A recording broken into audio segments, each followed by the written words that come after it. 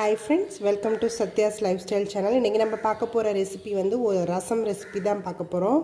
ரொம்ப நார்மலா எப்போதும் உள்ள ரசம் மாதிரி இல்லாம இது வந்து நல்ல பெனிஃபிட்ஸ் நிறைய உள்ள கொள்ளு வச்சு நம்ம இன்னைக்கு ரசம் பார்க்க போறோம். கொள்ளு வந்து நம்மளோட பேட் கொலஸ்ட்ரால் எல்டிஎல் எல்லாத்தையும் குறைக்கிற தன்மை வந்து அதுக்கு இருக்கு. ஸோ இது எப்படி பண்ணலான்றதை பார்க்கலாம். இது ரெண்டு டைப்பில் பண்ணலாம். நான் இன்னைக்கு வேக வச்சு அந்த மாதிரி பண்ணுறேன். இது கொஞ்சம் டைம் எடுக்கும். மற்றபடி ரொம்ப டைம்லாம் எடுக்கும். ஒரு 10 மினிட்ஸ் தான் ஆகும். இதே நீங்கள் இன்ஸ்டண்ட்டாக பண்ணுறதா இருந்தால் இதை வறுத்து பொடி பண்ணி அந்த மாதிரியும் பண்ணலாம்.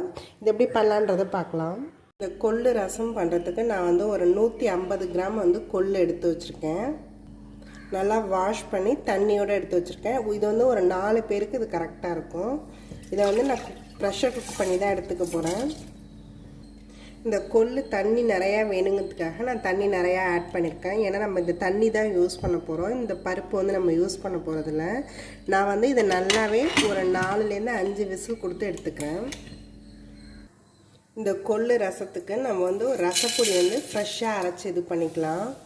எல்லா இன்க்ரீடியன்ஸுமே நம்ம ட்ரையாக தான் வறுத்து எடுத்துக்க போகிறோம். நான் வந்து 1.5 ஸ்பூன் கிட்ட 1.5 ஸ்பூன் கொத்தமல்லி, ஒரு 2 ஸ்பூன் கிட்ட சீரகம் எடுத்திருக்கேன், 2 ஸ்பூன் மிளகு எடுத்திருக்கேன், 2 வரமிளகாய். இது எல்லாத்தையும் நல்லா ட்ரையாக நம்ம வறுத்து எடுத்துக்கலாம்.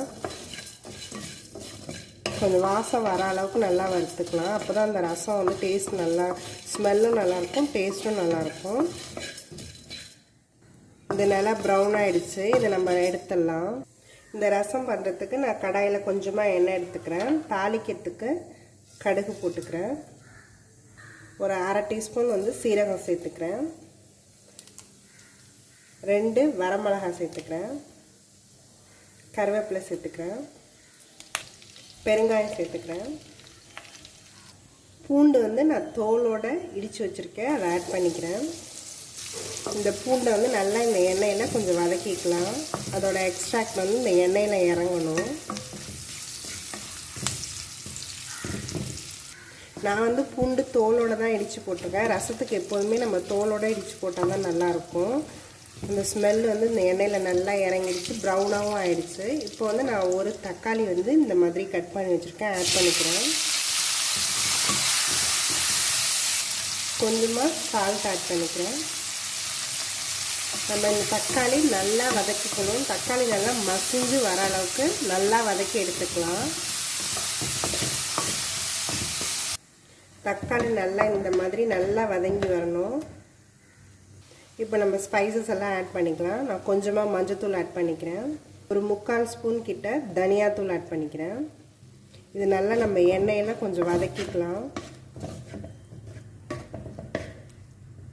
இந்த ஸ்பைசஸ் எல்லாம் நல்லா எண்ணெயில் வதக்கியாச்சு. இப்போ வந்து நம்ம புளி தண்ணியை ஆட் பண்ணிக்கலாம்.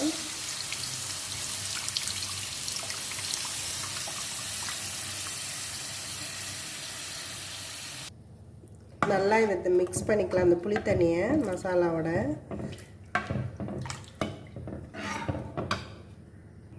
இதை நம்ம க்ளோஸ் பண்ணி வச்சிடலாம். இது கொதிக்கணும். அப்போ தான் இந்த பச்சை வாசனை எல்லாம் போகும். இந்த மசாலாவோட பச்சை வாசனையும் போகணும், புளியோட பச்சை வாசனை எல்லாம் போகணும். நல்லா கொதிக்கட்டும். இது க்ளோஸ் பண்ணி வச்சிடலாம். ஒரு 5 மினிட்ஸ் கழித்து இது நம்ம பார்க்கலாம். இது நல்லா ஒரு 5 மினிட்ஸ் ஆகிடுச்சு. இது நல்லாவே கொதிக்கவும் ஆரம்பிச்சிருச்சு. இது நல்லா கொதிக்க ஆரம்பிச்சிடும். பச்சை வாசனை எல்லாமே நல்லா போயிடுச்சு. இப்போ வந்து நம்ம வடிகட்டி வச்சுருக்க இந்த கொள்ளு தண்ணியை வந்து இதில் ஆட் பண்ணிக்கலாம். நம்ம அந்த ட்ரையாக கொத்தமல்லி, மிளகு, சீரகம் எல்லாம் ட்ரையாக பொடி பண்ணி வச்சுருக்கோம் இல்லையா, அதை வந்து இப்போ இதில் ஆட் பண்ணிக்கலாம். நான் வந்து ஒரு 3 ஸ்பூன் கிட்ட ஆட் பண்ணுறேன்.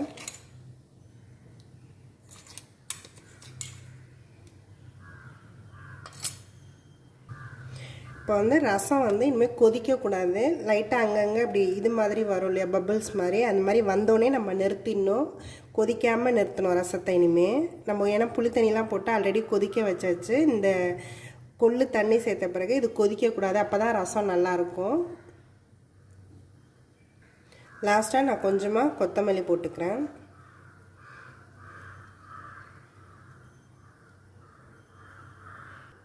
இப்போ ரசம் நல்லா ரெடி ஆகிடுச்சு. இந்த மாதிரி நுரைச்சி வந்துருச்சு. நம்ம நிறுத்திடலாம். இந்த கொள்ளு ரசம் ரெடி ஆகிடுச்சு. இந்த கொள்ளில் வந்து நம்மளுக்கு பேட் கொலஸ்ட்ராலை வந்து நல்லா கரைக்கிற தன்மை இருக்குது. ஸோ இதை நம்ம வந்து வீக்லி ஒன்ஸ் இந்த மாதிரி எடுத்துக்கலாம்.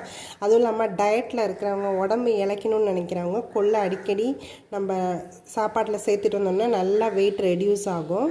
இது நீங்களும் ட்ரை பண்ணி பாருங்கள். என்னோடய வீடியோஸ் எல்லாத்தையும் பாருங்கள். மறக்காமல் எங்கள் சேனலை சப்ஸ்கிரைப் பண்ணுங்கள். தேங்க்யூ ஃபார் வாட்சிங்.